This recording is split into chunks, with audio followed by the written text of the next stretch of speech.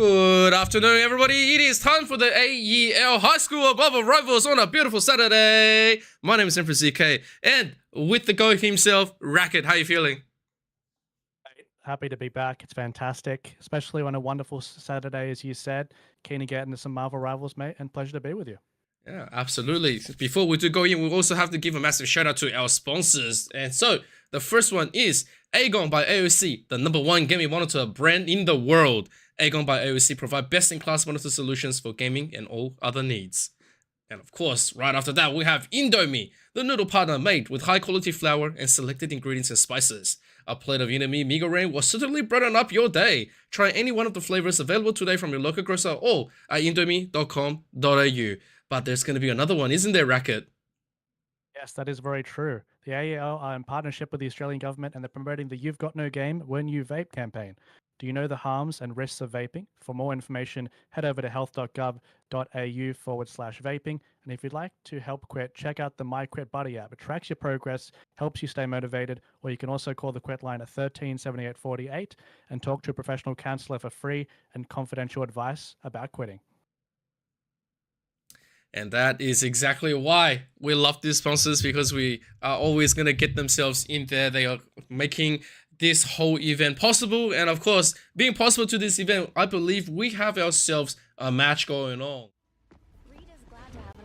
We do. Between both of these teams, BWSC Red versus SPCM Spaghetti Sauce. And yeah, I mean, it's the first one of the day as well, so it's a good way to set the tone, set the pace for the whole day, and both of these teams have that honor for us right now. Yep, and meanwhile, while we do have these games going through, it looks like... Also looks like the link is not fully up there, but you know what, it's fine. We're gonna get ourselves started. In the meantime, BWSC Red, they are gonna have Cap, Iron, Hulk, and then you have Visible Woman and Punisher, which I think is ultra strong to this matchup. Yeah, for sure. Getting a lot of that frontline damage through. If you're a tank, you're a lot more scared of the Punisher peppering you. And at the moment, see, already being eliminated there as well because of that constant DPS. You have the Iron Man flying around in the sky too.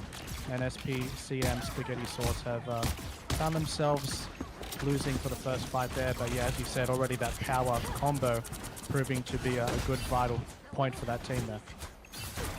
Yeah, I think at this stage, while we are looking at a little bit of an extra forceful take onto the side, it's not going to be too much of it. There is going to be a trade Mr. Fantastic for the Invisible Woman onto both sides, but this Punisher just dishing out on the turret, and especially with the recent buff, can just start beaming down everything. So it is going to be a successful capture coming onto the long run. I don't think Spaghetti is going to be able to come through with it. They're going to have to just tubulate a little bit more while looking to maybe readjust, because you do have Thor as a backup, and of course the tank onto King Take Light with Mr. Fantastic. I think it's a personal good pick, but the thing is, this beginning Scruffle didn't really get him powered up, so he wasn't able to offer all the DPS of the world.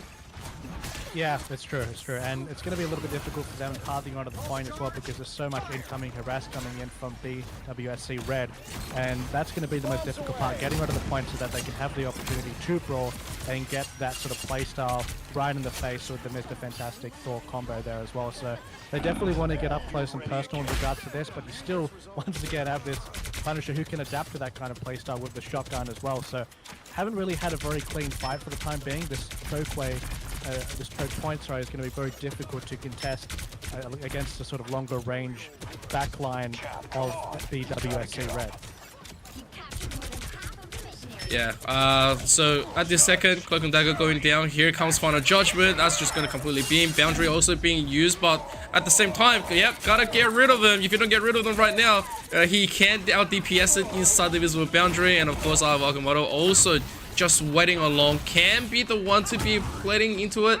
I'm not sure exactly what the other answer is, and it's going to be completely dismissed out. So SPCM Spaghetti Sauce, they are going to be okay to contest right now, but the thing is, it's just Mr. Fantastic by himself. He is trying to buy as much time as possible, but when you do have a Captain America that's just darting around the map, you're not allowed to cap anything else. And of course, you do go into the shift, you can't go up, but right after that, there's no more to be played. And then of course, on top of it, this Iron Man's uncontested. You do have Eternal Bomb being invested, but another invisible boundary onto the top. You just goes on top onto this. The Hulk has smashed, ready to go, but huge ult coming in from Iron Man. Yeah, massive stuff there. Really useful to use that ult in the midst of chaos because you don't have a lot of folks sort of trying to focus on you. They're in survival mode onto the point, so very good way to capitalize on that and secures the wipe for the very first map section to be taken on Warrior Falls here. Now they'll be transitioning onto the second one, and I guess after that particular map as well, start to ask a few questions if things are going to shape up in terms of team compositions. Wolverine is a character that can really pressure the front line, does have an opportunity to sort of get those picks and assist in really making sure that the opposing tanks don't have as much room. So maybe they're sort of saying, okay, Hulk and Captain America are some problems here. Can facilitate, of course, with the Mr. Fantastic at the front there as well. But at the same time, this team comp really can't deal and contest with the Iron Man at the same sort of respect there, right, as well. So it looks like they're putting all of their eggs in the basket of pressuring in the front line, and they're just hoping afterwards that they're going to have enough front-loaded power so that Iron Man will have a bit more of a difficult time there. So keep an eye on that in terms of how this draft is going, and this first fight especially will be very important to dictate the pace of this map too. Yeah, I think this is a very important one when it comes down to it. If you want to quickly make a claim to it, you have to change it up. With a Venom in tow, I think this is going to be a little bit better on dive, but then on top, right, when you do have to deal with the dive, there's also a Hulk that you're going to have to get rid of. Once again, Mr. Fantastic does get taken out. This Iron Man not really being checked. It's just running away, doing way too much DPS. Everyone getting taken out means that this front eventually is just going to go down. And yeah, it's going to be another quick cap from BWSC Red. No matter how much you try to go through, this is really rough. Iron Man, it's just untouched completely. Wolverine, while he can last a little bit better against the tank and can play on that shredder, it's just he's completely off the sync right here with the Thor jumping in really quickly. He gets taken out without the support, but at least Rex goes down. But then right on top, like, your healer is consistently getting beamed up. They have to invest into the boundary, but it's just completely over instantly while no one is doing anything against the front line. It's a very good point as well, and it's not necessarily that Wolverine's getting a pocket as well, like let's say with a Magneto shield, a support that has a bit more constant healing there too. So a bit of a playstyle mix up there, but now trying to contest the point. The Hela is into the mix as well, which can very well answer the Iron Man, so that would definitely be something to take into consideration. But the whole pressuring the Hela, so that opportunity isn't there for the time being, and you still have the Punisher in the midst of this, just chilling at the back of the turret, just in full NPC mode for the time being, getting so much value, doesn't really need to use the ultimate there as well. So in terms of the ultimate economy, this is a really big boost here for BWSC Red, because they haven't really needed to invest too much in a lot of these fights as well. And when you look at the bar, the progress, they're heading towards sort of the upper echelon of the percentages, so that's really good news for them as well, because they still have resources left in the bank. Yeah, this is a little bit huge here. You have just way too much things. You have Hulk Smash, you have the boundary, and you have Final Judgment. And here comes the Brainiac bounce. I love it when you start doing it, but the thing is, you gotta be careful here. As soon as you run out of targets, you don't bounce anymore. And of course, there is Smash, ready with a Final Judgment. Everyone's gonna get beamed down. 50 health, yes, finally gets taken out, but that front line got melted. And World Breaker, just in case, can be used 99%. No one else is coming on to contest, and this map number 1 is just gone. Yeah, wow, that went by in a flash, right? That was a dominating performance, and that's a very good statement to kick off the day so far for BWSC Red. And that was, yeah, as you said, a very quick one. So if you're a fan of the BWSC Red squad, you're going to be happy with that. SPC and Spaghetti Sauce looking for revenge, but Iron Man getting the MVP there, and definitely deserved. I think caused enough pressure for a Hela switch up there in the end as well, so that's always a sign that you're doing your job as an Iron Man player too. So, and was just doing such a good job at peppering the choke points at the start of the fight. It felt like SPCM didn't really have a fair shake considering that performance there as well. Yeah, that's a rather tough one. But as we do come back into it, I feel like that whole time we were looking at it, there was just way too much. Like the damage from the back, especially Punisher. It's one of those things, right? Punisher is in this patch one of the best DPS ever, right? It doesn't get it doesn't get contested way too much, and when it comes down to just fight, he builds ult like no tomorrow. He is your anti-air, he is your anti-tank, and the only things that really count on him is other DPS. But in a match like this, where your healers are consistently maintaining that front line, maintaining that distance, the Punisher can literally just sit around with healers. There's no one really, stabbing to the back. There's no flanks, and so, as a result, every single time that someone decided to push in, the Punisher just said, all right, so I will just be beaming everyone down.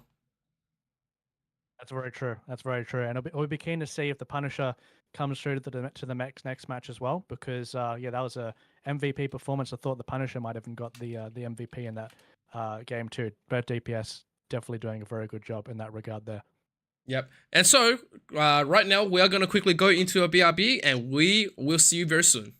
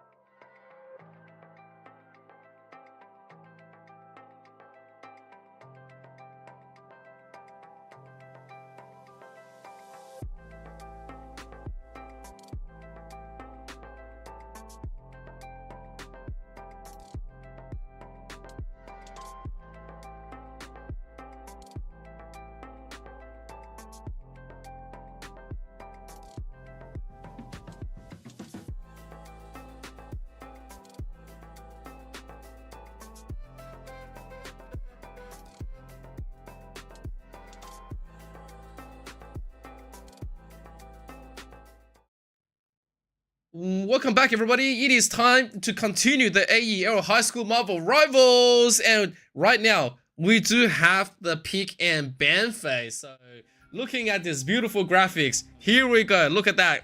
It is gonna be Black Panther and Bucky banned out instantly. Yep, gone immediately from the fray. I think if we're referring back to our previous game as well, I think Iron Man, yeah, definitely going to be something that's going to be focused here. Punisher, also something that was a very powerful pick previously too. So we also had the Mantis being saved, but especially I think the Iron Man's a really good one to keep, especially considering the previous game did a lot of damage there. Probably maybe a little bit weaker depending on some of the maps, but can certainly be strong depending on the situation, especially on attacks. And yeah, now we're forwarding through. More extra bans are coming into the play now too. Yeah, with Ultron being banned and Thor, it means that there's no team up onto it, but there's no Ultron to begin with Iron Man. I think the personal new upgrade, when it comes down to the team up, you get 5% damage boost onto the Iron Man, and then on top you get Ultron to have pretty much a Jeff spray. It's a little bit too much of it dealing with, and I can appreciate that.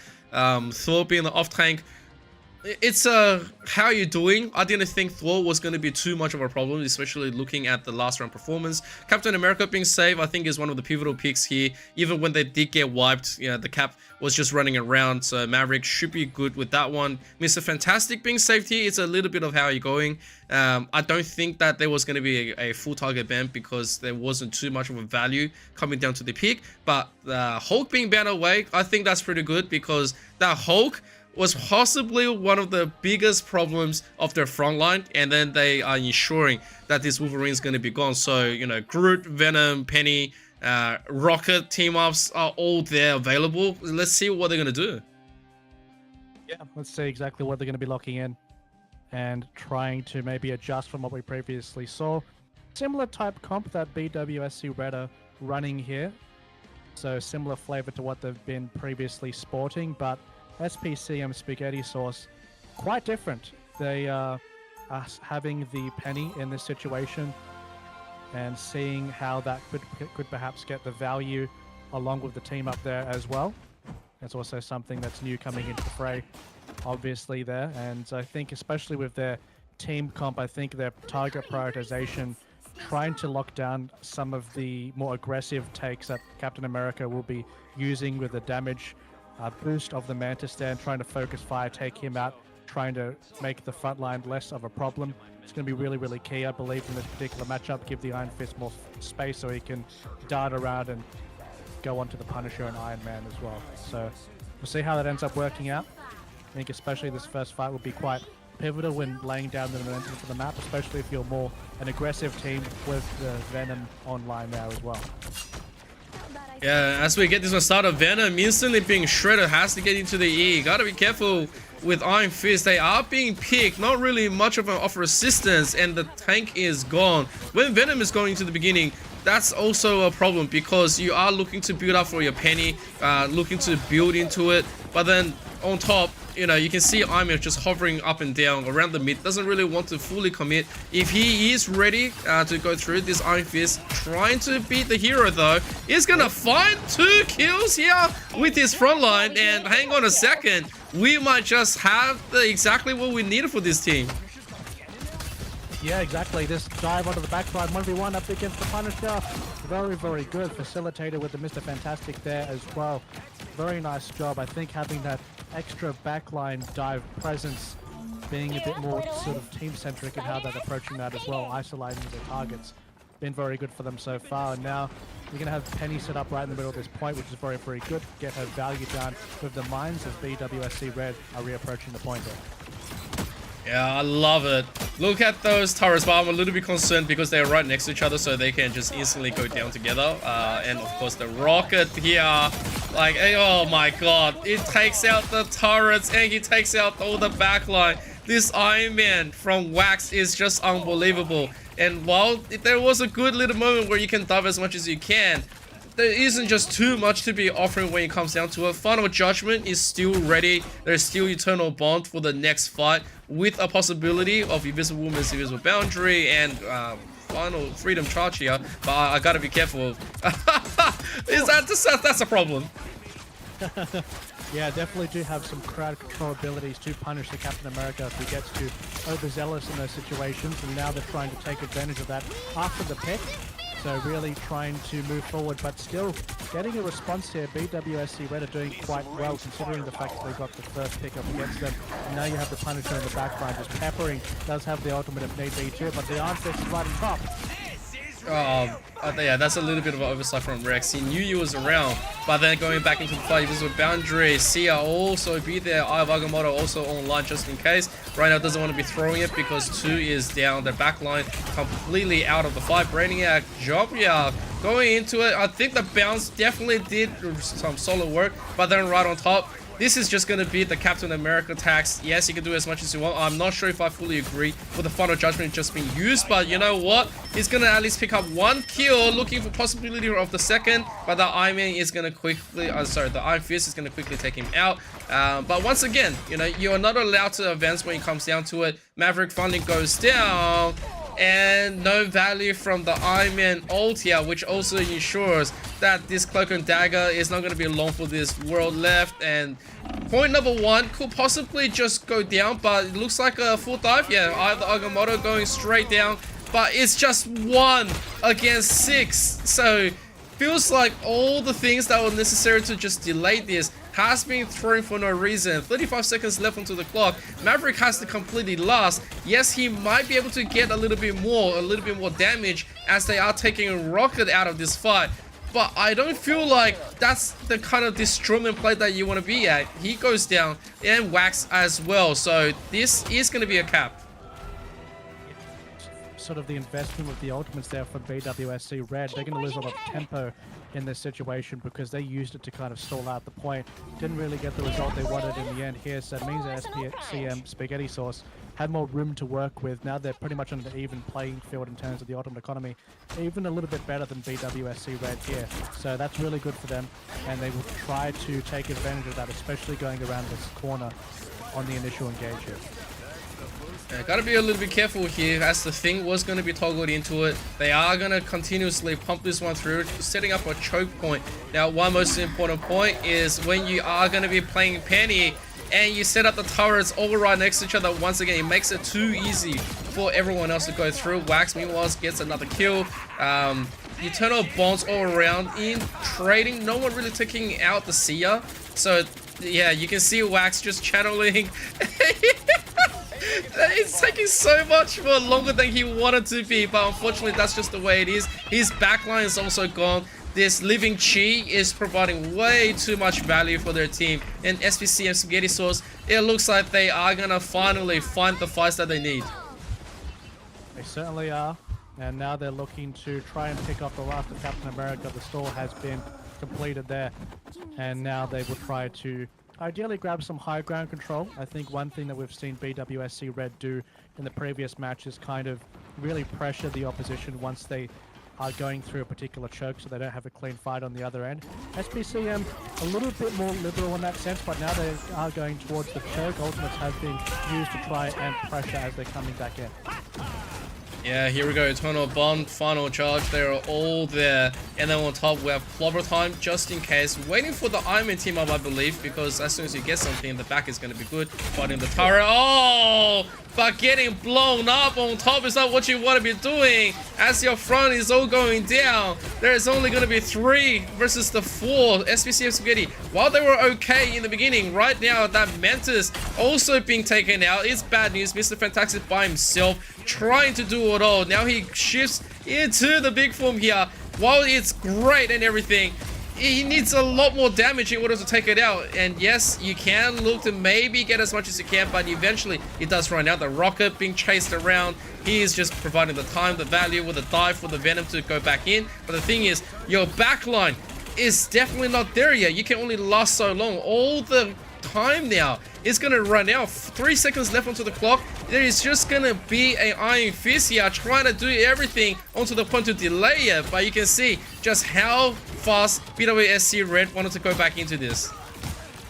Wow, that's incredible considering the circumstances as well. SPCM looked very confident in their stride towards that attack there, but only took a couple of kind of mismanaged fights in order for the time to trickle down onto the payload, and that's what these types of games are with Marvel Rivals, especially a lot of the fights are sort of predicated on when you lose and when you win, right? The timing's coming back on when you can contest that payload, and it was a little bit unfortunate because that fight was quite drawn out, and when it's drawn out on a payload situation like that, it's always going to be in favor of the defensive team there as well. So look, they had the potential, a lot more bright spots than the previous map, of course, so it's something that they can perhaps elaborate on, try to sort of go more on a forward swing momentum for themselves there, since it is quite an improvement for the previous map on the control there as well. But of course we're going to be reversing roles for both of these squads on the flip side, so let's see how they can work through on the attack here. Now, I'm a little bit surprised that no one wanted to go Groot Magneto into this match, or even Strange Magneto. If your back is going to be diving and that's going to be a problem, the switch should have been there really early. But you can see it, like Libertico, he has switched off from the hole, went into the thing, and now he's on a Venom, so he's going to be doing a little bit of diving himself. On the side of Spirisource, Magneto is going to be in here, and a magic switch. I think I'd rather the magic switch than the Iron Fist, not saying that I hate it, but like, Magic has the fast ability to annihilate the backline as soon as the off angle is not being picked apart. Once again, here we go, looking at the dive. Maverick instantly just jumping around, but Houdini gets taken out, which means that this is essentially a little bit of a cutoff. It looks like this Magic might be okay, but being picked up like that is not. Yeah, trying to access the front line to get some of the durability buffs with the passive there, but unfortunately couldn't get through there. We have the Iron Man at the top here, also something that is going to be pretty safe considering the matchups here, so still going to have to consider like an answer for this particular character. But for the time being, it looks like really not a lot of the members have been falling down, just more trying to gain that percentage and move the payload slowly at first, but you have this turret as well set up by the Punisher, but still there's no yardage so far. Ultimates have been accumulated, but the Iron Man will pass away before he has a chance to use it. Yeah, he doesn't really get to pick anyone apart. Houdini being taken out along with Little Toenail could be a little bit of a problem. I'm not sure if Punisher wanted to quickly go for it, but there is going to be the save. The bubble also there just to get him out of harm's dodge. Magic, meanwhile, is going to be successful being taken out. Soul Resistance just a little bit low. Oh, environmental block where he comes down to the Iron Man. Oh, that's not going to be happening. And then on top, Final Judgment is ready and up and running, but it's not going to be channel. Shoddy is going to be used instead. Sia, it's being beamed, but when you do beam it, I'm not sure that's what you want to do, because Darkchild is just running wild here. And yes, the Iron Man just by himself eventually is just looking at the convoy not being pushed. Yeah, it's a unique situation there for sure. I mean, look, I think SPCM have completely warped their playstyle. They're kind of more passive, playing around the corners here, but now they're more interested on taking these early fights, and especially on this map, with the high ground sort of control you can have on the defensive squad here. It's really, really useful. But now you have Captain America in the backline, does have the ultimate available if need be as well. BWSC Red are trying to take matters into their own hand, but still, SPCM are holding quite durably. Yeah, I'm not sure I fully agree now. There is way too much diving, and then the plays are all around. They are trying to pick the back line, but that front line is providing so much more value. The rocket, I think, has done most of the work right now. Eternal Bond just being thrown, and it's not going to be getting as much of the distance that they were looking for. No one's really capitalizing onto this front. You do have Meteor M, but it's just not enough. Once again, it's just that environment not doing anything. Final Judgment, it's going to be channeled, but there's no targets to really beam down, so only Mantis going down, and then there's going to be Sia bringing that bounce into the side. Not going to find anything else but the Houdini. Once again, the Cloak and Dagger, the Invisible Woman, both being taken out, and then on top, it's just one thing after the next. No time, no distance. This is a rough one from BWSC. Very different to what we've experienced so far. I feel like even this Punisher position is being quite passive considering the nature of the situation, only having 30 seconds left on the clock too. It feels like they need to really turn on the on switch in this situation, but they're going to be falling close quarters like this. This is where Magic comes to her own. Actually, speaking of, she does get picked off. She's been quite vital with how they've been doing so far as well. So that pick can be quite a vital one for them to launch forward for an attack here. Haven't had many pick opportunities so far, but back in the fray. Of course, Raccoon playing a big role for that one. And now they're really striking back in this fight already.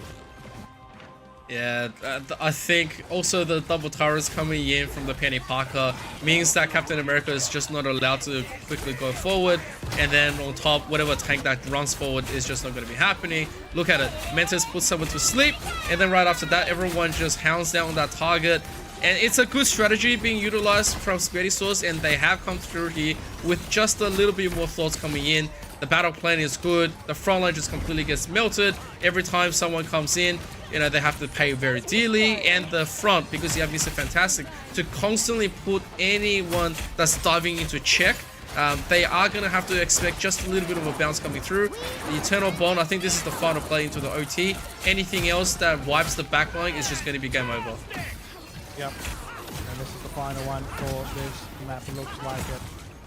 And continuing to bounce through, get a lot of value on the Mr. Fantastic, especially in conjunction with the front line right next to him as well, when they will launch themselves a victory here on the second map. So both of these teams are tied up here.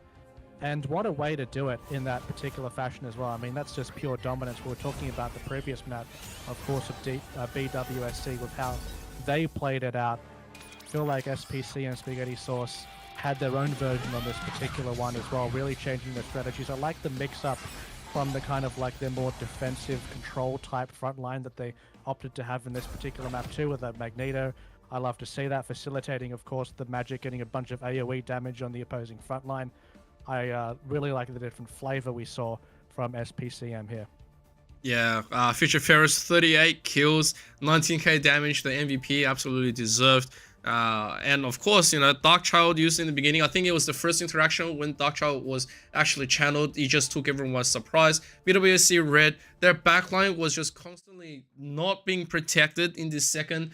I felt for them when it comes down to it. It's like, it's the worst thing when your backline just has nothing to really say for it. In this case, where you have Captain America jumping to the back, where you have Iron Man onto the top, you only really have your Punisher and the Thing that's trying to stop everything else. In lines of a Penny Parker that's holding, when it comes down to a Mantis stopping your dive, and then, you know, everyone's just beaming down, especially Mr. Fantastic, just having access to your backline without really doing anything else. Like, the Punisher can't take him down that easily, right? That's one of the things that they didn't really play into, and that really worked against them. So it looks like we are going to have map number 3. Yeah, we certainly are. We'll see if we're going to be seeing quite a different draft from the previous couple matches as well. Maybe some anti-dive to be thrown into the mix. I know we've seen Bucky get banned a couple of times, I believe, as well. So that's often a character that, if you are having kind of those struggles, can certainly help in that particular situation. So yeah, we'll see what both of these teams decide to mix up in their, you know, potions of madness. And you know, Ultron, perhaps, of course, as well, has been a target of the bans as well. So I'm keen to see what both of these teams can change up and show us for the final map for this series here. Yeah, I think when it comes down to it, if you don't have Bucky available, like, Punisher definitely is something there to be played around with. But then more on top, you can always look to probably go into a Hela. Hela pick is very strong. Can take out the front, especially Penny is not the greatest of tanks coming out, is pretty much an off-tank offense. As soon as you take out the Venom or anything else, Hela will just keep on, you know, popping heads. And so, you know, while that is one of the considerations, it's also something to pick apart Magic just in case, because if you have good timing, you can look to quickly combo her and she just dies instantly as well. It melts in this kind of a game. And on top, you know, when you do deal with a Rocket and Mantis, because Mantis is not the best of the burst healers, it's just going to be always relying on trying to offer DPS. When there's an access with a Hela from long range to start popping into a duel with Mantis, you're going to be in a greater shape. But then, you know, a lot of this is just theory. It all depends on the players and the team and what they want to be doing into map number 3, which is going to be Convergence. And yeah, let's see what goes. Yeah, I mean, they very well have the opportunity to switch up the picks because we have been seeing a few different hero selections as well. I mean, the pick and ban phase throughout the first couple maps, depending on kind of like the vibe that happened in the previous one, we could be seeing different things that were prioritized, banned out. You know, we saw the Hulk end up being banned out in the previous match as well. So it depends kind of like the recency bias too, right? So you can have teams that kind of have this initial strategy as what they're going to be targeting initially, maybe because of previous experiences against teams or watching some of the replays, etc. But then you also have the ban dynamic of, okay, how's this series actually going? And what character have we been particularly struggling against? Is this a player that's particularly very good on this one, so we don't want them to have it throughout the whole series, but maybe it opens up a power pick on the other side as well. So that's really the core dynamic, I guess, within Marvel Rivals and within a series that is a best of 3 as well, that it does allow these sort of additional adaptions throughout the whole game too. Yeah. I don't know. I'm still a little bit overly conflicted with the pick and ban just for now. I would like to see them make a little bit more adjustments when it comes down to both teams. Like some of the pick and bans have been, I guess when it comes down to it, has not been the most of the competitive style. Like it's more towards the targeted on what they don't want to be playing against. And I can respect this. Some of them is like a little bit more question worthy because when it comes down to the meta of all things, you want to prioritize that front tank or even the support because those are your most important things. Both hasn't really shown that, you know, it's a matter of anything else when it comes down to aiming. But here we go. We are going to go live into the pick and ban phase. Here we go. I was thinking, where's the pick and ban? But it was just going to be a little bit, once again, Black Panther being taken out, which means that if we follow the script, Bucky probably go next. Oh, there we go. Mantis. But yeah, so Black Panther is obviously something that's been directly banned throughout this whole series as well. We're not willing to deal with that dive at the back, but now we're looking for the saves, which is another pivotal section for this particular ban phase here. So let's see what they're going to be hovering over. Looks like they're kind of thinking quite a while. There we go. The Iron Man will be picked out. So they're more than willing to go for that same style that they've been developing throughout the series. Oh, but the Bucky is saved here. That's a difference. Yeah, so Bucky being saved means that I guess they want to have more of a dueling capacity when it comes down to it. When you don't have Mantis into play, like it's a little bit more of a how you're going pick. Ultron being banned away with the Rocket. Now, that's what I'm a fan of. When you do see the support bans, you have to put one in reverse so you can shape it. The Rocket was definitely a problem for BWSC Red on the last map. Yes, they were able to pick the Rocket here and there, but the value overall with the Penny Parker full team up was just too much to be dealing with. Hulk being saved here, I can agree, because it's pretty good. It's being one of the best picks in map number 1. Mr. Fantastic, once again, I think is still just a good pick. Banning out Mavericks, Captain America is a great follow ban. And now, it can be a tank here if they want to be, but I don't think they will even bother with it. If they do, it can be a group ban, it can be a support ban.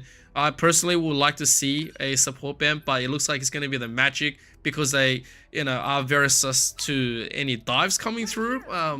So yeah, this could just be the support protect coming into them. Cloak and Dagger, Invisible Woman is still going to be channeled in. In the meantime, SPCM Spaghetti. If I do see the Luna, because I do see them chatting up, I'll be happy. Yeah, good bit of reality there. There we go. Yeah, I mean, look, I honestly prefer this kind of... I think this whole ban phase is like an amalgamation of what we've seen throughout the previous couple of maps. So both of these teams really adapting kind of their prior experiences towards this final section here. It looks like they're kind of more in the lens of the players that have been performing in this series, and they're prioritizing that kind of philosophy rather than maybe general power picks in general. But whatever works for them definitely will be useful coming into this match here. But yeah, it looks like we are seeing quite different flavors from both of these squads too in that respect, and both of them are actually sporting the Bucky here too, which is quite an interesting deviation from what we've previously seen so far.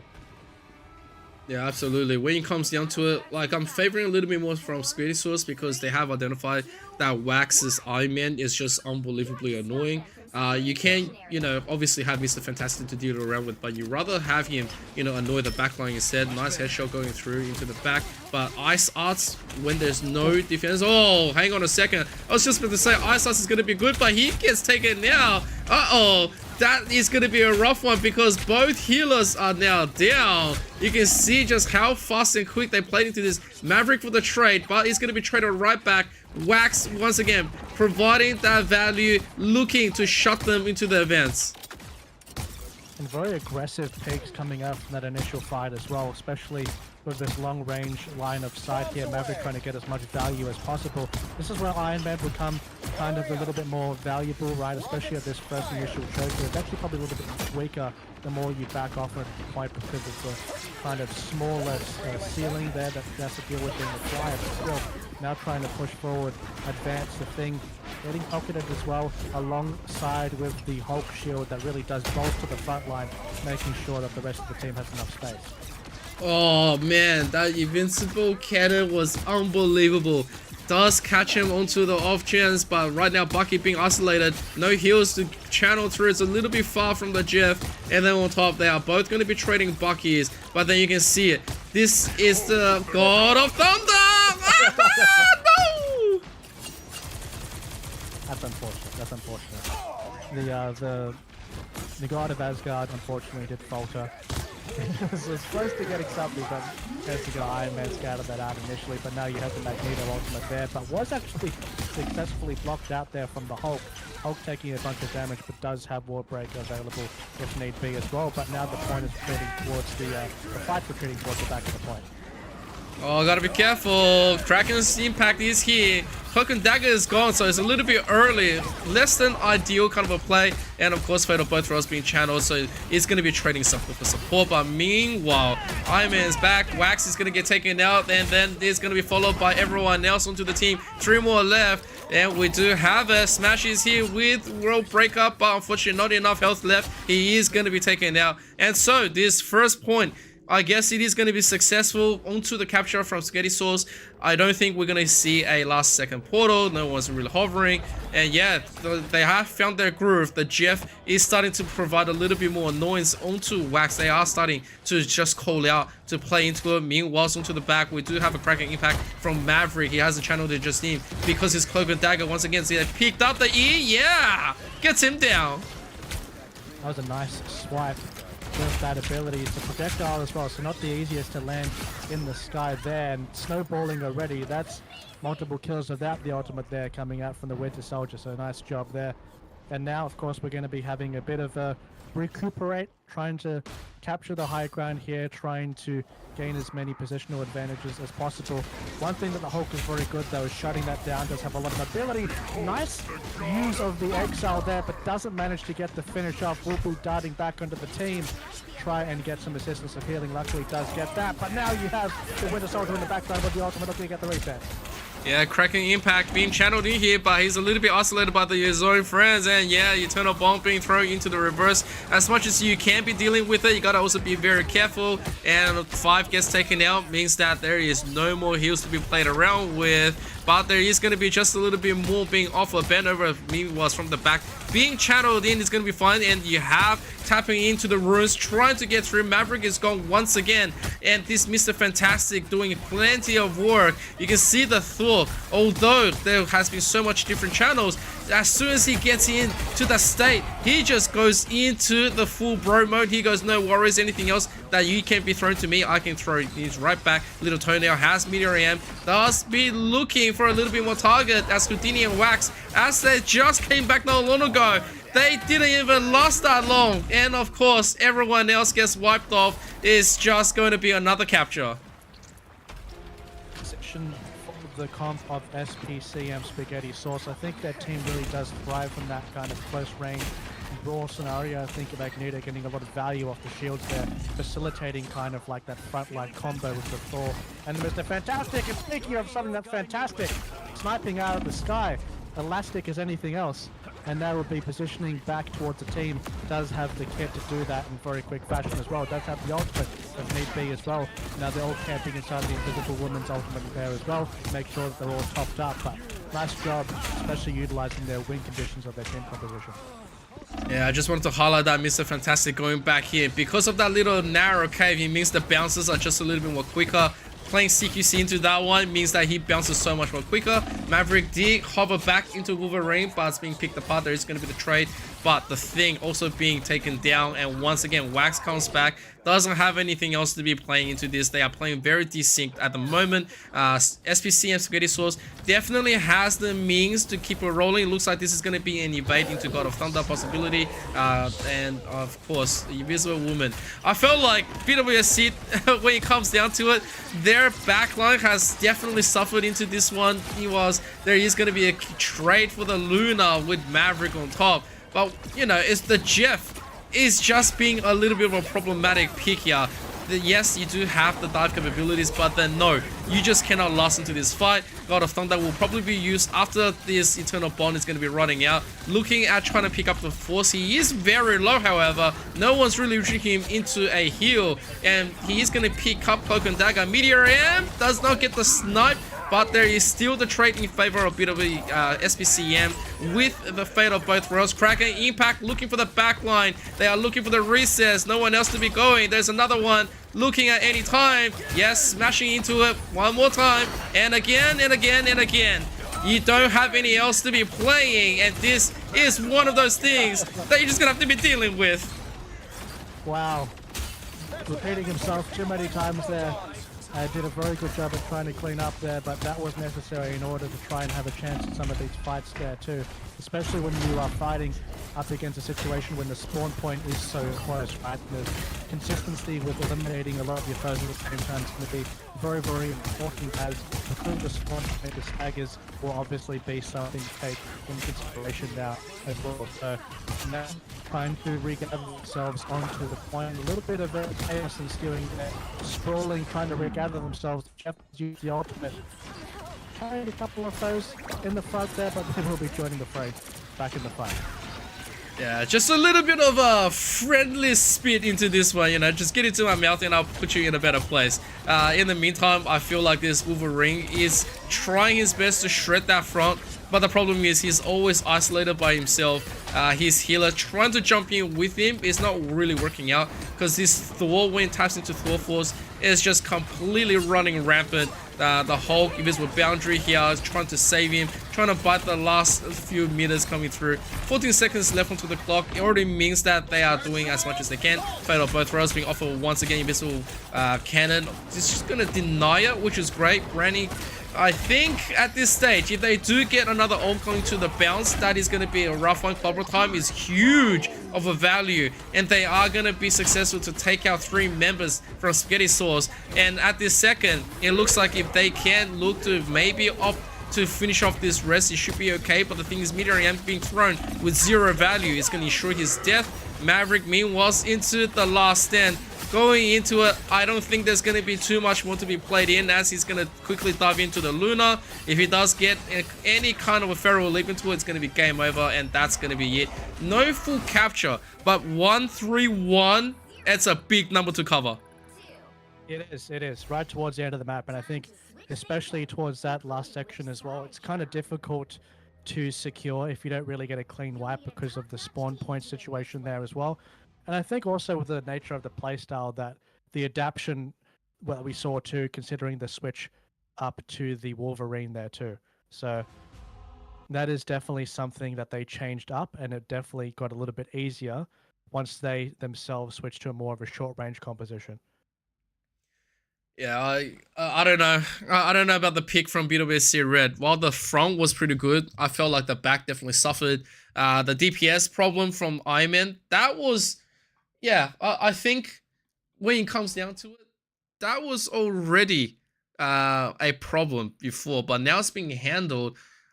I don't know what else is going to be the reverse. It feels like if they do want to make a mad claim, they need to do it right now. Wax, although I don't think he's going to be doing any switching, at this stage, I should also remind everyone, you know, when you are using Iron, you cannot be playing too high up. You sometimes want to balance between the mid into the bottom field, and then on top of it, you do want to make sure that you are going to be covered in. And as much values that he provided into it, it just might dissipate right here. Meanwhile, there is a few different switches. Iron Fist is here with Penny Parker and Wolverine from BWC Red. SPCM Spaghetti, there is a hover into the Loki instead of the Jeff, and there's going to be another Penny Parker onto it. It's a very big keep away kind of a play, and I rather favor the Loki as a healer towards the Jeff nowadays because of the patch. So let's get into this.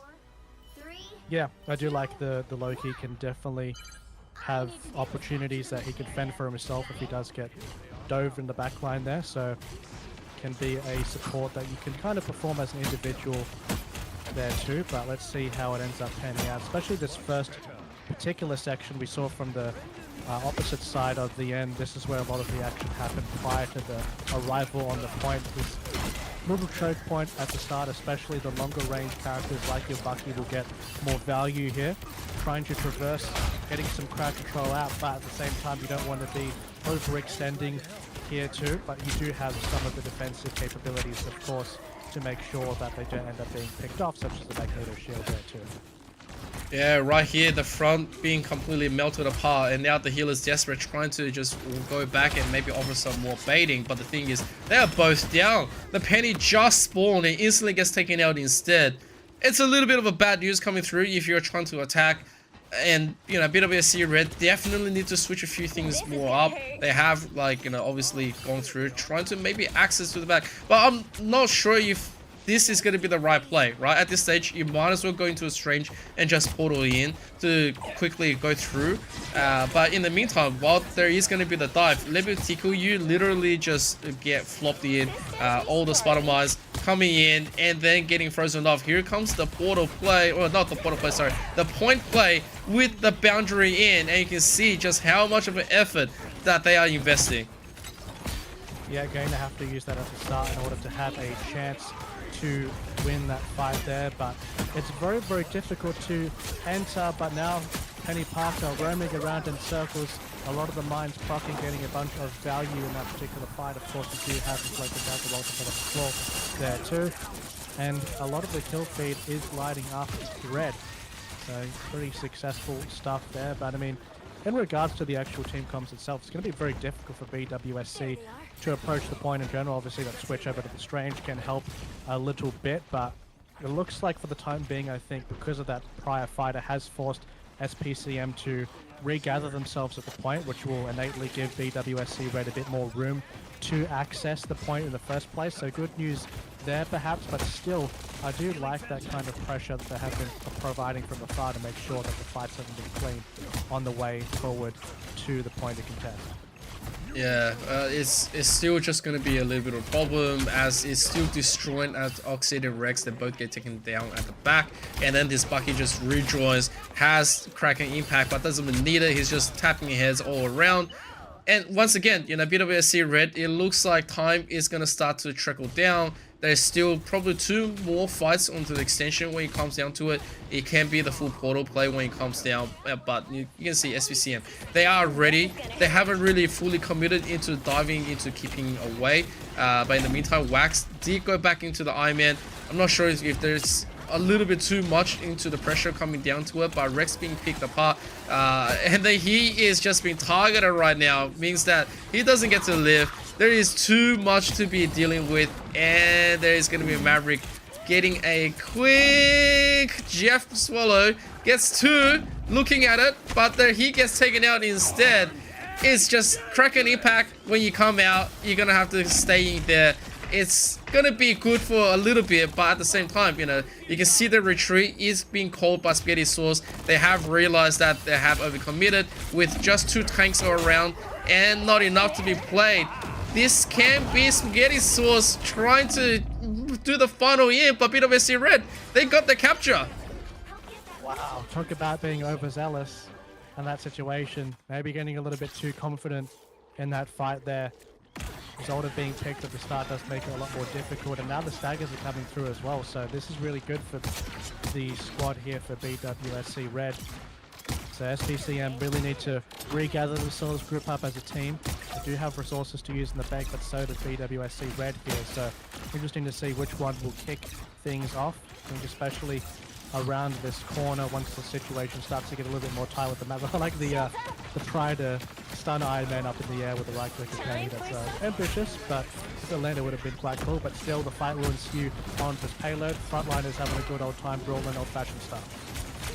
Yeah, I gotta be really careful. Boundary has been used right now. Fatal Both Throws going to be traded, but Wax is already a little bit too overzealous with his positioning. Reality, oh my god! Reality Fracture from Houdini. This is an award-winning play coming through. The full wombo from the boundary does not give anyone any room to be playing around, and that was just way too much. Let me tickle you. Does have Galactic if he wants to, but doesn't need to. This is just one Luna that doesn't have too much of a life left. And that was huge from BWSC Red. If they were looking to get more competitive, that's exactly how you want to do it. And on top, there is gonna be the little bit of a web. Does get him down, but the thing is, Future is gone. Your Magneto is also really low into it. It's gonna be taken down with a right click. And all of a sudden, we are looking at SPCM Spaghetti Sauce completely losing their momentum. Houdini's most impressive magic trick. I don't know how that ended up happening. It was a fantastic display there.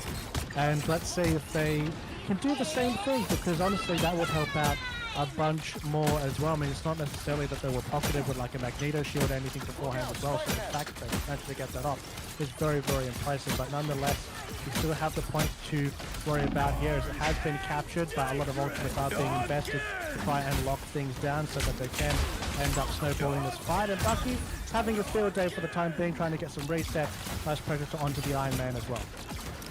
Yeah, I didn't realize that they wanted to just completely dump all their ults right here. It feels like it would have been the wrong call at any time if they started losing out onto it, but they were okay when it comes down to cleaning up. Level you still hasn't really channeled in, looking for the clobber time with Rex, and he doesn't have it. There it is. There's the clobber time, but there is no follow-up. Renner bounce though coming in from Mr. Fantastic. It's just so annoying. Look at that. You want to run away? No, that's not happening. But I'm gonna just keep on cleaning.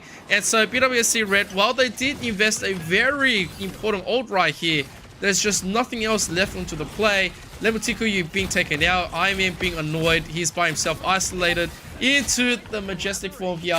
Look, this is a rough one coming in, and Spaghetti Sauce, they are finding all the kills that they need.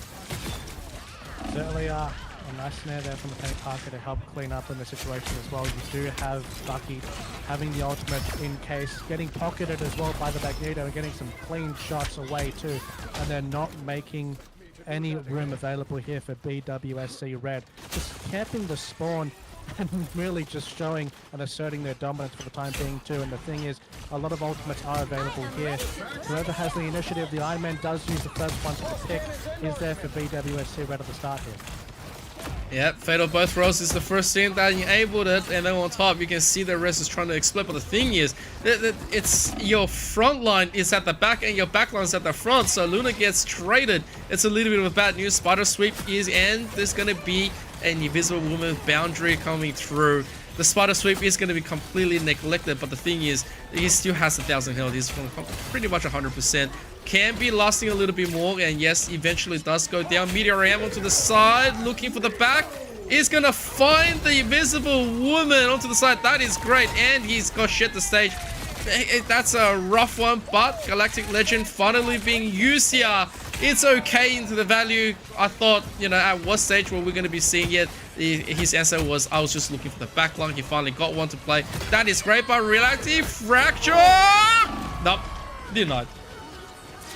No, not quite the last situation that we had there.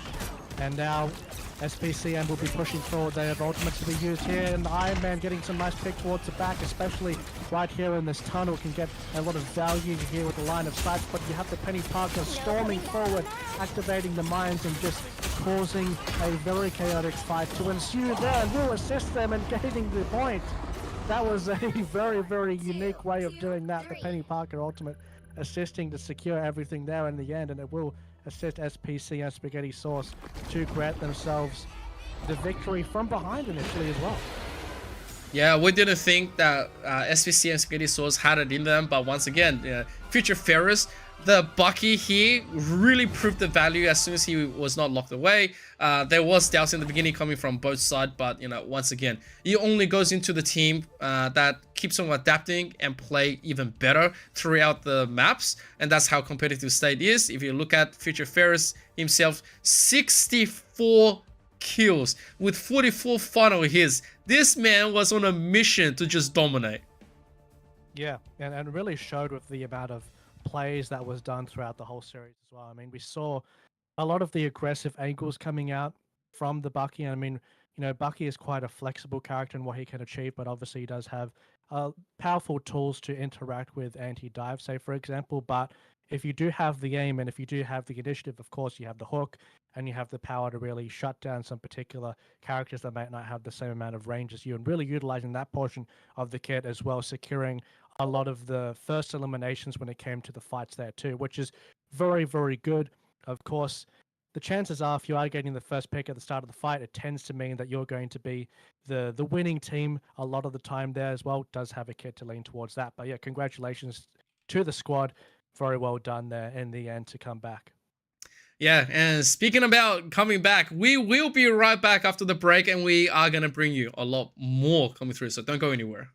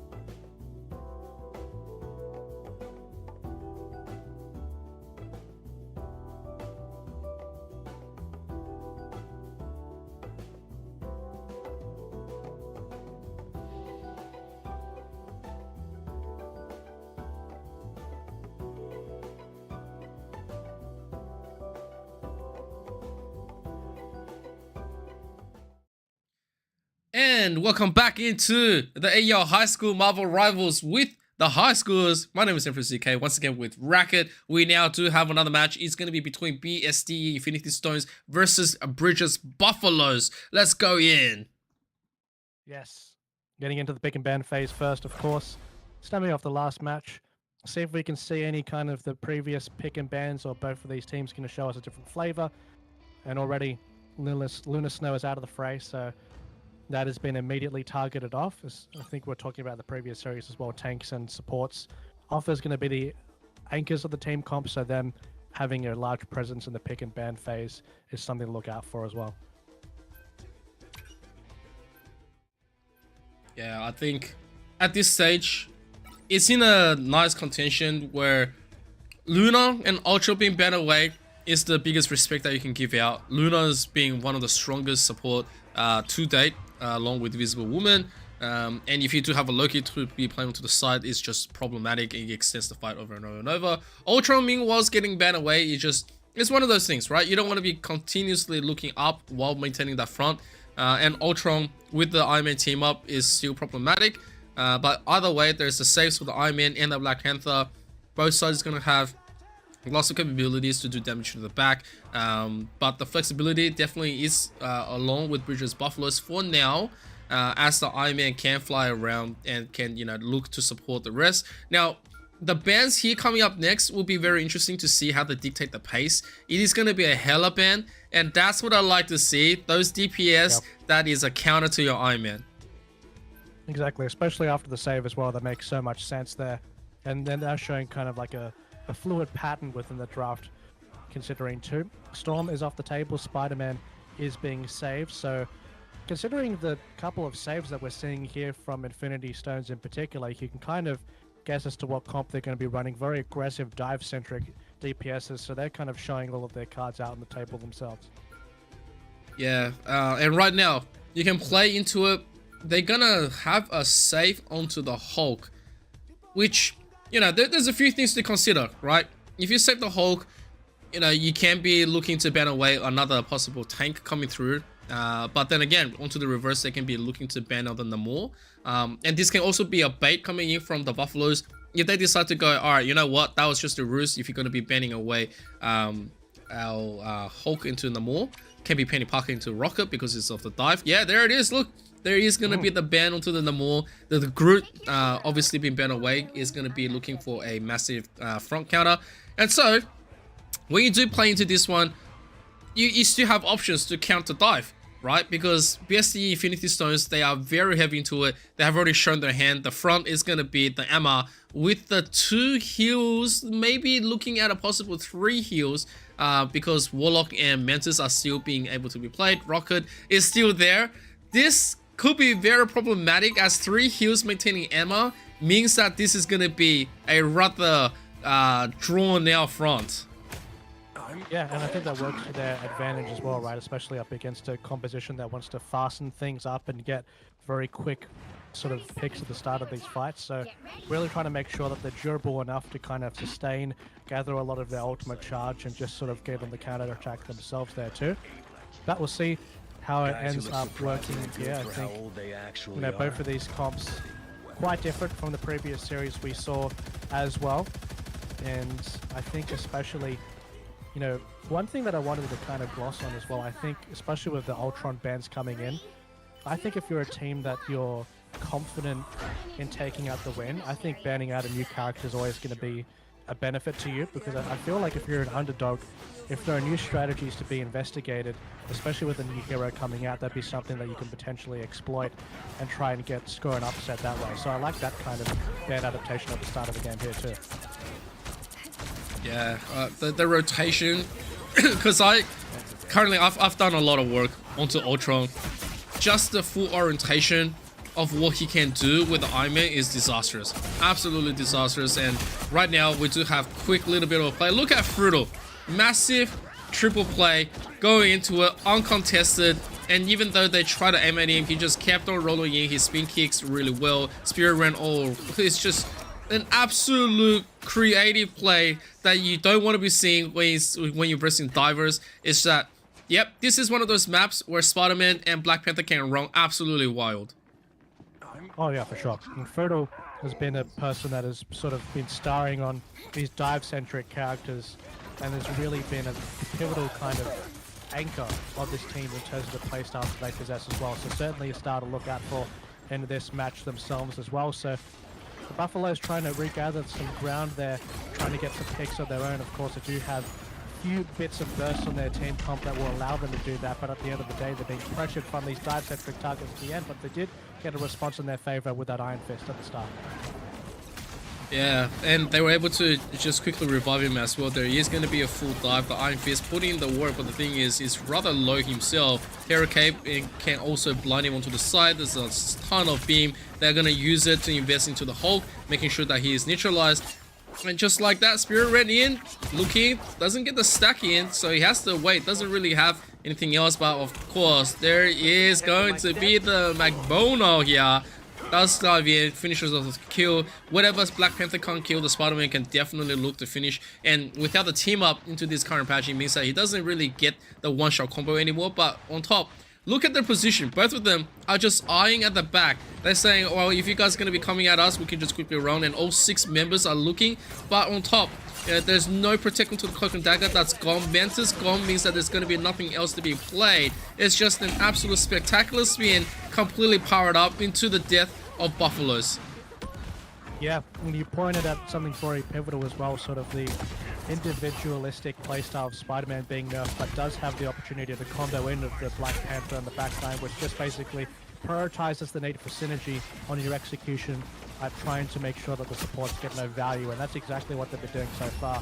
And in a situation where Fergal's been hovering on his ult the whole time, that was a quick one as well, so they've been doing a very good job linking up. I think especially with faster paced compositions, that's going to be the most important kind of aspect, right? You want to look at your mobility, utilizing your superior high ground kind of advantages that you can possess, and also your execution and making sure that characters that might have a little bit more value longer over time don't achieve their value by bursting them down very quickly, especially the supports as well. So let's see if they can kind of continue with their trend, because at the start they had a very successful swing on the very first fight, and especially as a dive competition, that's kind of going to be their bread and butter as well, because they have kind of that opportunity to approach places rather quick. But at the same time, Buffaloes at least have a support ultimate to respond if things get dicey on the dive incoming too. Yeah, having the ban onto the Namor is not really the one problem here. That the problem is that they're not even playing into it. And of course the Penny Parker and the Rocket team up not being utilized, although we do have the Iron Fist continuously in with Chippy onto the Wolverine. It looks like they're going to just counter into the same setup, 2.5 DPS with the heals. On top though, it's just Fruto and McBoon right here coming in, get the Spirit Ren, getting that full tag, and then getting the combos through. It's an absolute disaster. Everyone is imploding, and they don't even make it to the point of contention into the mid. It's just the mid came, and then everything else just destroyed them. Bit of a speed run there, bit of a speed run. And let's see if the Infinity Stones can continue snowballing that momentum as well. It looks like they have forced already Buffaloes to swap out a component of their team composition. Loki will be picked out here for a supportive pick, trying to survive on the backline, maybe assist the other support, but already the other support has fallen down as well, so that will need to come online very, very quickly if they want that assistance. But the Iron Fist has used the ult, but there has been declined here from the Emma Frost.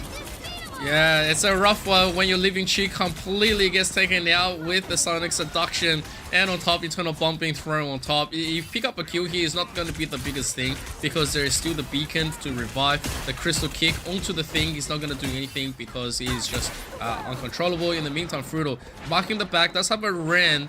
Doesn't really want to commit to anything else. They're looking for the Loki. In the meantime, Meteor Ammo to the top, looking for the front line right now. But he's going to find both Cloak and Dagger and Rocket. It is huge. Yeah, very, very good. Those timings worked out quite well in that situation. That's exactly what you need in order to come back at this. But you also have the Spider-Man lurking in the shadows, getting 3. That's amazing stuff there. Has come from absolutely nowhere to get that comeback in the fight, and will be assisting. But the thing, as durable as ever, the brick that will be assisting trying to eliminate the Black Panther, but Fruta was so slippery here and still managed to keep the point contested here, but Magneto is going to be very low. Yeah, gotta be careful. He does have the kick. Yeah, he instantly kicks in, and he still has massive defense. Looking for a little bit more. Yeah, the target, lots of reset, getting a little bit more. Does he invest? No, he's gonna kick out. Yeah, he realized the Loki runes are still rather good, but Sia's gonna be there to save him. Frutal and McBono, they are both pretty good to be switching out the rest. All the backline is down. The Iron Fist also down, and you don't get to get out of here. I love it when Spider-Man here is able to get the uppercut. He needs to also take a little bit of page from Deadpool from Marvel. They just say, you know, show you can, because that's exactly what he's doing. That's exactly what he's doing there as well. It definitely does help with the incoming dive because of that crowd control opportunity too. Black Panther will be happy with that dynamic combo there, but still trying to get onto the point here, trying to contest it to at least have a breath of fresh air on trying to get themselves a contest, but unfortunately the Buffaloes won't make it there. Did get contested on the last second, and Infinity Stones absolutely sped run through that very first map, and they're on fire for the time being. Yeah, and of course Frutal being the MVP here is no surprise, although we did have McBono was there to assist him here and there with spectacular spins and saving it. It was still mostly Frutal that was the pivotal player here. Getting the MVP is obviously going to be pretty good. 27 kills with a 4 streak, and of course 13 final hits. McBono onto the side, 5,700 with 11 final hits. I think, you know, this is what you can be expecting, because when you does play like a dive assassin, Spider-Man, any divers goes into the realm of true damage. So if you do see low numbers like 3k to 5k, they're actually all at the backline. They're all just completely their ability. So, you know, it's a good average to go through around 7k into the first 2 rounds, but seeing an 11k coming out from a Black Panther, it's a scary thing. Yeah, it means Black Panther was pretty much active a lot of the time throughout that whole kind of scenario. And, you know, I think Spider-Man in particular is a character that does really benefit of picking his fights as well, where I think Black Panther, because of the nature of kind of like the chip damage that he can possess through getting like the resets, the passive, can accumulate maybe a little bit more like flat damage in that regards, but still with those numbers, especially you know, given that performance as well, getting the MVP, low amount of deaths as well, which is something that you always need to take into consideration with those divers, means that they're also getting clean kills into these, but they're also not dying as a result of it as well, because when you're a diver, you are sort of putting yourself into risk, right? Because you are diving into the fray. You have the opportunity to kind of, you know, be countered over in that respect, or have maybe a character that has crowd control to stop you in your tracks. But they slipped out every single time, because I believe they only shared 1 death apiece with each other as well, which is a key component of that particular composition. Not much retaliation. Yeah, I think the one time they decided that you know, Fruto was gonna die, he instantly got arrested by the beacon as well. So, you know, it's a rough one. You know, in this stage, you're really looking for the team synergy to save your backline, especially if you have Cloak and Dagger and a Mantis to put things to sleep. Use your Terror Cape to get them out to make sure that they don't go out. But I think at this stage, you know, if you can't counter them onto the melee, into the divers, it's also good to switch into your own current melee divers as well. A Magic will be a good pick. A Bucky will be okay at the same time. And of course, if you think it's going to be too much of a problem, you can always go into a Wanda. So a Scarlet Witch and Cloak and Dagger at the same time, you get the double beam out in place of the Namor. It's actually faster, and the current range of it can be looking to just break them apart, especially with Terror Cape, to save the back line. Any kind of a dive that comes through Terror Cape instantly, and then that should be it. You know, that should shut down everything else, and then gives your front line a chance to finish off the rest into the retreat. Pretty much not into the Spider-Man S, but Black Panther definitely will be doomed in that case. Yeah, but that's still just speculations, because there's still the team composition. There's still things to be considering. And as much as I would like to see the Buffaloes come up with a different kind of flex, it looks like their ban and picks might just be aimed completely at the Panther. Yeah, I have a feeling that's going to be immediately kind of taken out straight away. They probably don't want to have the situation where they sort of draft to adapt to it. They'd rather just get rid of it, I suppose. Which, you know, I think Black Panther is a character that if you have individual skill that is much better than the opposition, then that's when he kind of shines. But if you have teams that are very adaptable, if you have teams that are very good in terms of communication and timings, that he can be a little bit weaker. But if you're just an individual player that can just pop off, this sort of scaling of that character can be quite strong. But now we have the opportunity, of course, to take a gander at what both of these teams thought of the previous match, adapting to what needs to be done for the second time coming. Yeah, coming into the pick and ban here, the ban is still going to be on that Ultron, because when your divers can't reach the healer, right, there's no point to play. So yeah, there's one of those that's just going to be banned away, and I feel like that's the best thing that you can do to open it up. Into the reverse, this should be a Black Panther.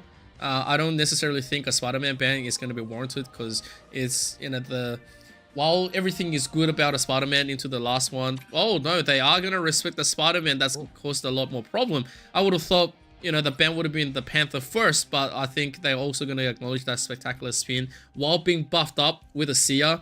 Probably, you know, destroy the chances of trying to capture, so that could be a point of highlight. In the meantime, this protect could be huge. They can look to protect the Iron Man, which exactly is what they want to be doing. So countering the Spidey, ensuring a flyer to counter the Black Panther, I think it's okay.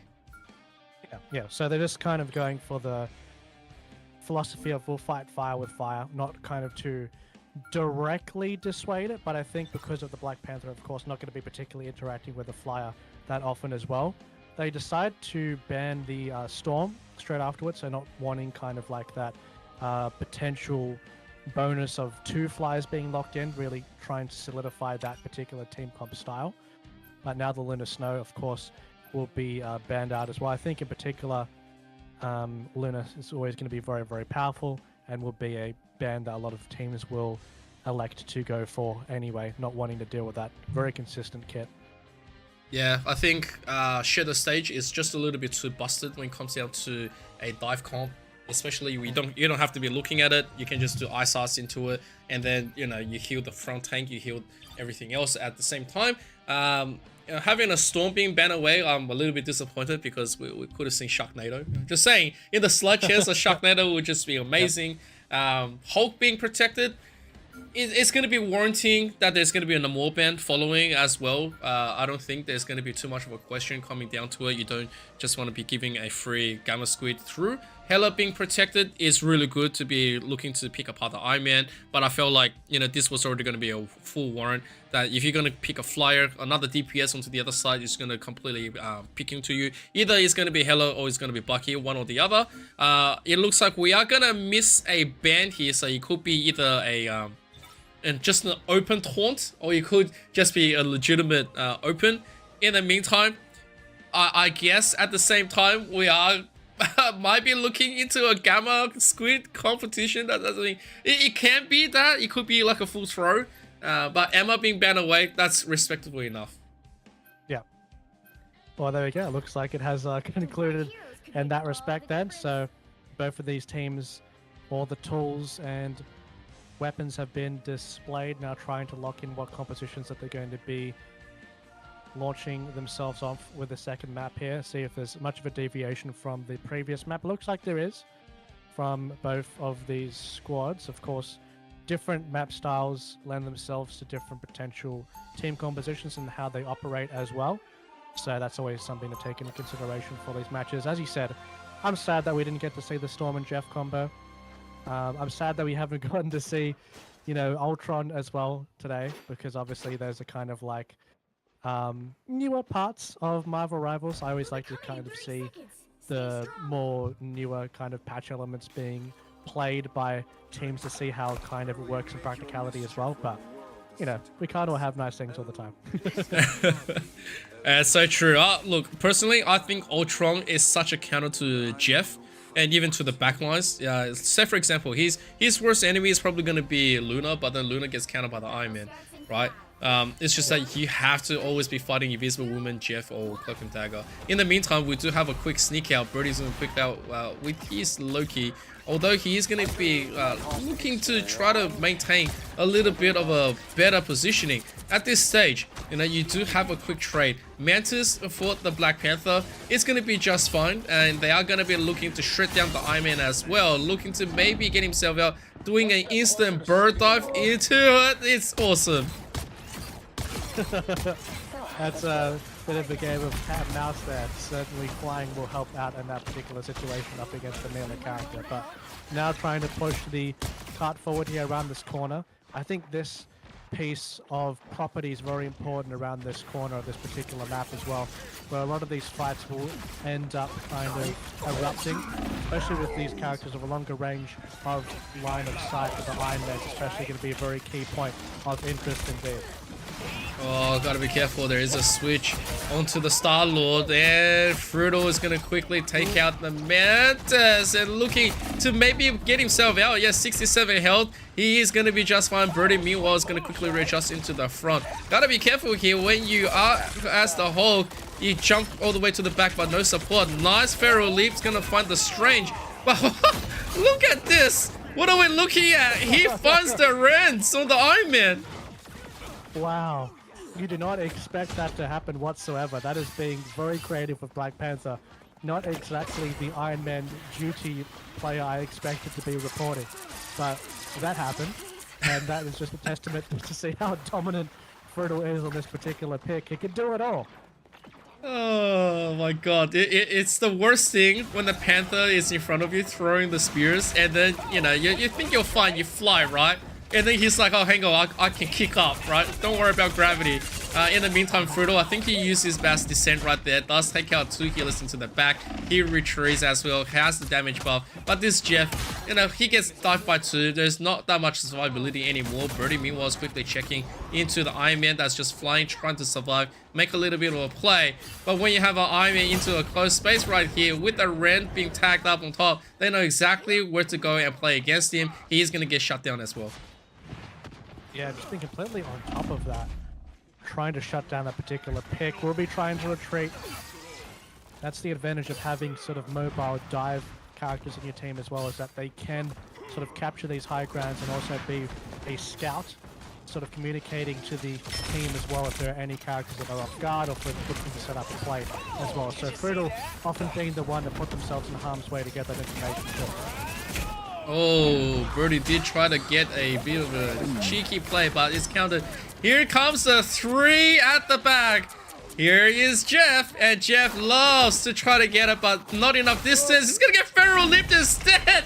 Hello. You don't get to have fun here, and yeah, as we're going to it, Eternal Bond, just to buy a little bit more space for the convoy. They are going to be successful to maybe try to save this a little bit more, buy some more time. But now, at the same time, it was a cheeky play coming through. Finally, we have Cheapy with the Wolverine shutting everything down. Yeah, massive ult there. And yeah, they're going to be needing more of those types of ultimates if they're wanting to contest the Infinity Stones here of how well they've been consistently performing now. In saying that, they do have the resources too, right? They do have 4 ultimates available here. I think especially their ultimate economy is going to be very important because they don't want to use them all at the same time and expend all of their resources, but at the same time, they might be forced to. Nice exile there! Very, very great skill shot accuracy to shut down Fertile on the backline dive. Yeah, that was a huge pick right here. Gotta be careful when you do. And on top, Johnson, the collapse gets them completely down. Just when you thought you need a little bit more. Smash being utilized correctly, shuts the front, and then there's nothing else to be done. DMT Gamer, I think at this stage, while he is purely safe here with the Hulk, gotta be careful at the back. Look at the Panther. Frutal jumping onto him. Spirit kicks right out. He says, no, no, no. If I don't get the second tap, I'm going back out. And he realizes that position. Gotta be waiting for their own tank as well. And by all means, right, they have the Strange. If they do wish to play a little bit more after it, it can be okay. But Golden Duck being picked apart here without being saved into the back could be problematic. Galactic Legend being channeled in. And there is the jump into the back. Look at that. Frutal utilizing it. Gets Feral Leap. But it doesn't matter, right? He picked apart your healers. So the support is gone. As much of a rage that you can be inducing with your Wolverine and Hulk, there is no more aggression to be made. You also had Birdie activate the ultimate there to facilitate the damage, providing Fertile some space to work with as well. A lot of the Buffalo squad, they were on the back foot trying to retreat to get outside of the sight lines there so they weren't peppered down. So nice little combo from that particular squad to make sure that they got as many people in line for that particular fight. But now they're going to be pressured out. Bit of a bad spawn here for the Iron Man. Will most likely be stacking out as well, which is bad news there. We'll follow up on it. Friddle also smells blood. Immediately gets the reset. A massive amount of damage. Friddle, stop it. Oh my god. He's finally out of cooldowns. He's finally out of the fight scene. But that one bass descent and then investing all of the red. Oh, he tags more. There is no stopping this guy. He just keeps on tagging and keep on tagging, resetting it. His shift is still up. All he is looking is just to finish off the rest of these guys. He's farming aura at this stage. They are looking to try to maybe get him out of this one, but it's still just a problem, right? The Spider-Man wasn't the one that facilitated the full combo damage. It was the Black Panther, and Living Chi doesn't get any value. McBono, he's here with cracking impact, and Eternal Bond looking to top this one up, but here comes the reset, looking at again Terror Cape and lockdown to get him out into the play. Finally, he doesn't get the full value, but at the same time, they have to defend for the next minute and 33, leaving Chill to the side with Fruto and looking at trying to get a little bit more, picking up the Hulk with a Black Panther. It's not what you want to be seeing. Yeah, not the most amount of damage coming on there, but the sedate does come through onto the Mantis, providing a bit of backline damage there, having to retreat for the time being to get some healing. Looking for the cooldown to get back online for them to dive there as well. Mantis has procced the ultimate to try and sustain folks through. Also the Wolverine has used theirs as well.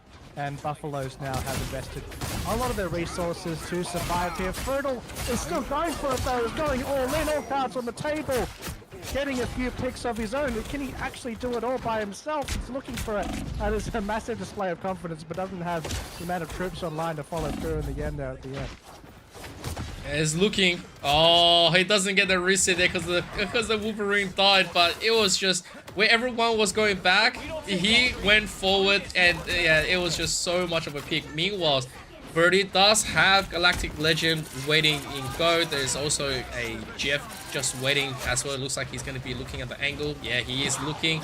Oh my god. If he got the Wolverine as well, that would have been huge. But Banana Vi has been taken out. But Kundaka into the back. He's not going to be surviving for that long.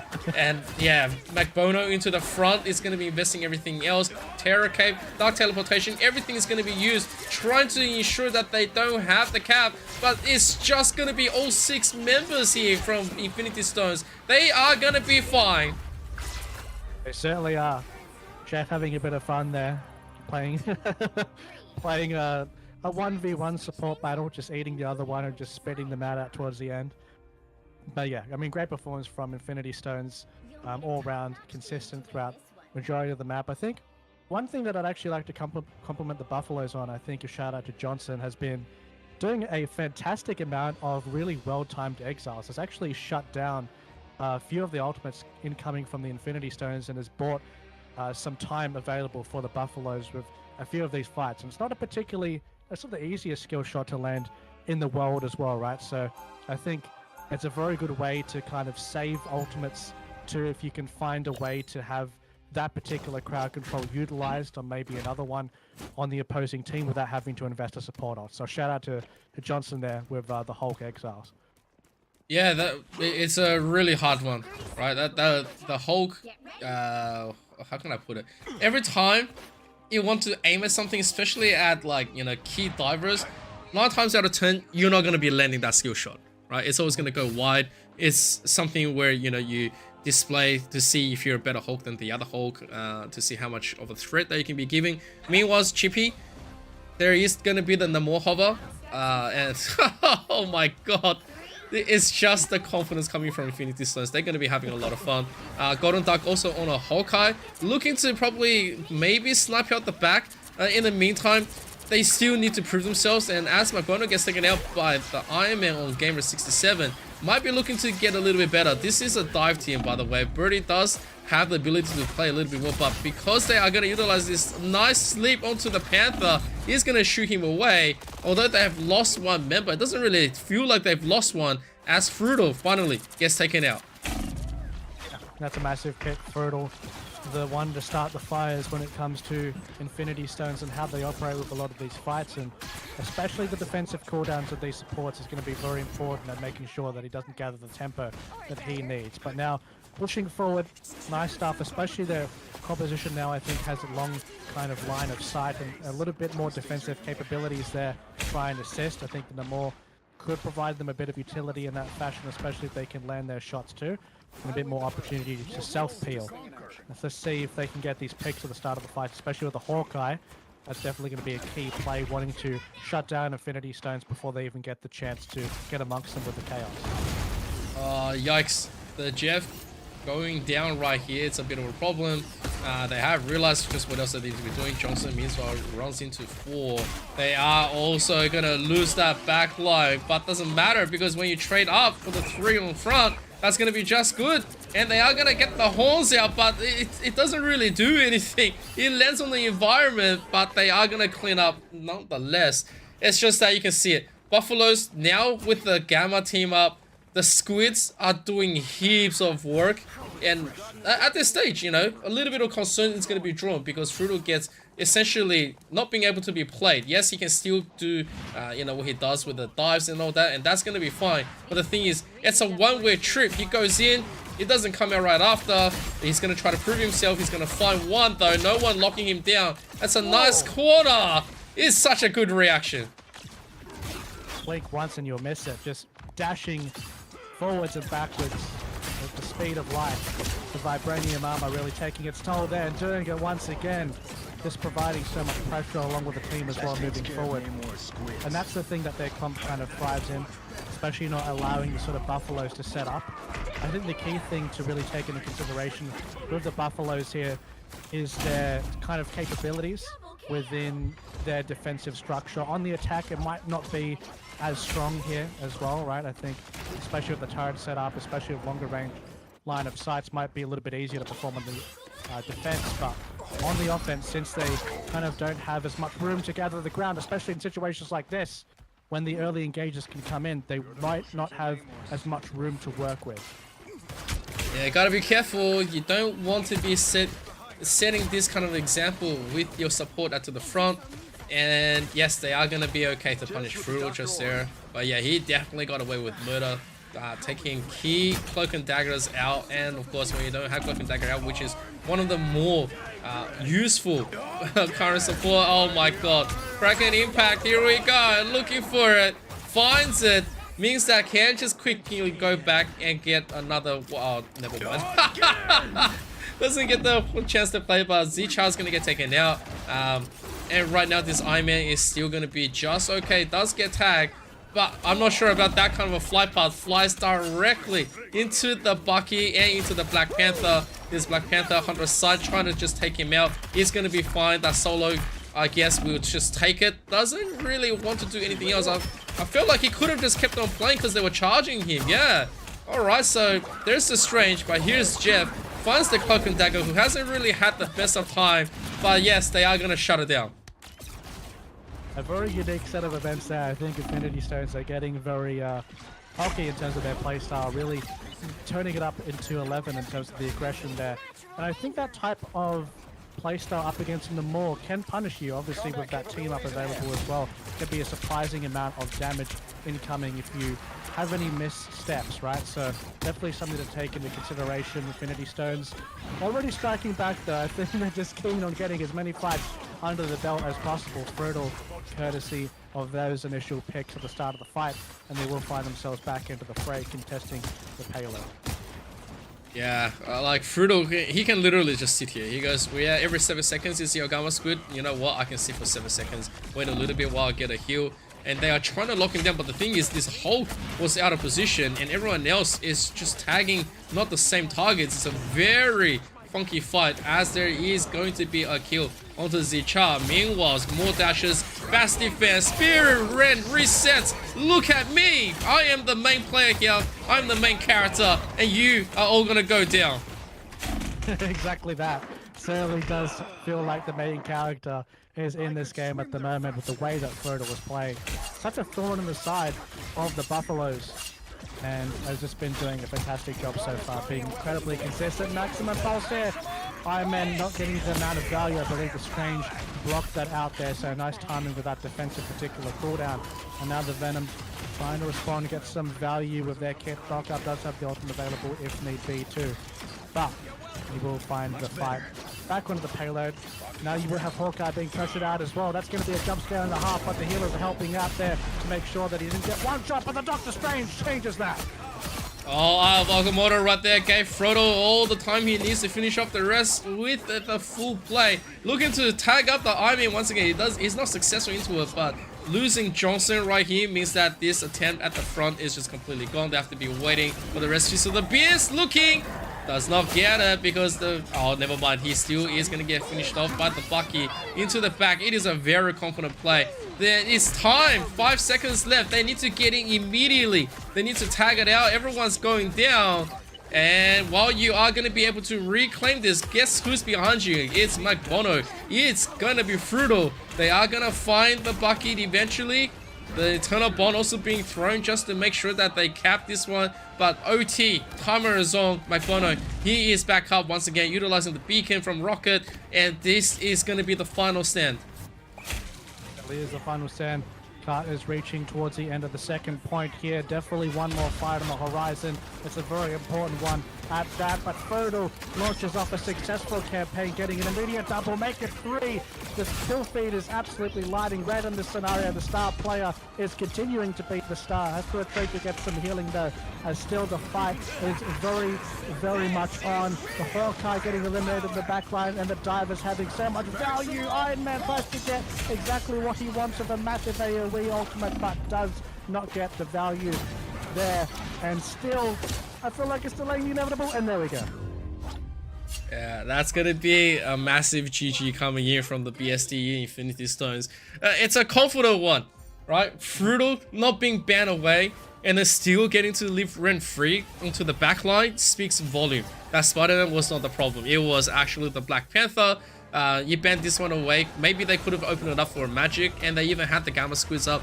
It still proved that when you do have the better experience onto it, there was just so much more to be farmed around by the Black Panther. And yeah, like, you know, going in, that's another MVP towards him. I'm interested to see just how much damage he caused. Let's see. Whew, 22k damage with 39 final hits. This man was living rent-free. And as a Black Panther, that's even more impressive, right? It's not like you're a Punisher that you're constantly kind of peppering from afar and farming those stats like second by second. Black Panther, because of the kind of nature within his kit, has to dart in and out a lot of the time. So Friddle, that just shows us that he was incredibly active throughout the whole match, and there wasn't a lot of downtime with what he was doing. So it just shows kind of a lot of the impact that was coming in as well. And I do like the kind of facilitation that we had with the Venom too. Obviously didn't have the same kind of official DPS kind of dive combo there in the end, but did have a little bit more of an extra dive in terms of that Venom to facilitate in that kind of nature as well, to grant some space. So yeah, great job all round for the squad, and definitely was an entertainment based match if you really are a Black Panther fan. Yeah, absolutely. I actually think at one stage, if we had the Venom, we could have also had the Jeff with the Venom team up. That would have been fine. And just see it gel out onto the front. But no, we didn't get to that timeline. But in the meantime, you know, credits where it's due. Definitely a massive shout out to Infinity Stones for winning this one. But Buffaloes, they did play quite well as well. It's just that you can see the cool mechanics on where things went wrong for them. In the meantime, though, it is going to be fully GG. That's going to be us for today. But before we do go out, we also give another massive shout out to our sponsors. And that's going to be AGON by AOC, the #1 gaming monitor brand in the world. AGON by AOC provide best-in-class monitor solutions for gaming and all other needs. On top of that, we have Indomie, the noodle partner made with high-quality flour and selected ingredients and spices. A plate of Indomie mee goreng will certainly brighten up your day. Try any one of the flavors available today from your local grocer or at indomie.com.au. And of course, the final one, Racquetz. Yes, of course. AEL is in partnership with the Australian government and is promoting You've Got No Game When You Vape. And do you know the harm and risks of vaping? For more information, head over to health.gov.au/vaping. And if you'd like assistance in terms of quitting, check out the My Quit Buddy app. It helps track your progress, helps you stay motivated. Or you can also call the Quit line, which is 137848. And you can also speak to a professional counselor for free and confidential advice about quitting to help you out. Yep, absolutely. It is one of those things that we really love him. And of course, you know, a massive shout out to everyone that's competing, for all the observers, to all of our admins, and of course to you guys. If you still haven't followed at AU Esports League, make sure to follow across all of our social medias. That's going to be us for today. We hope you had a really lovely one, and we'll see you next week. Peace.